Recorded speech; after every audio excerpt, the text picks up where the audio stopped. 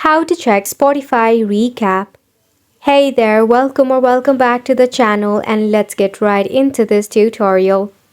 You can easily check out your Spotify recap within a simple tap. Firstly, make sure your Spotify application is up to date and log in into your Spotify if you have not logged in into your Spotify account. So at the bottom, you will see the search icon. You need to tap on the search icon.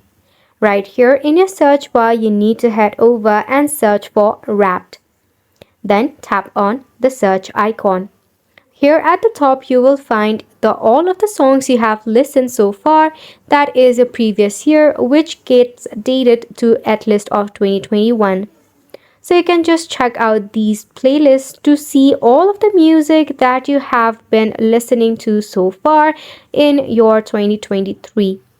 Now, as 2024 is almost over, you can easily check your top songs or the Spotify recap once you hit the January 2025.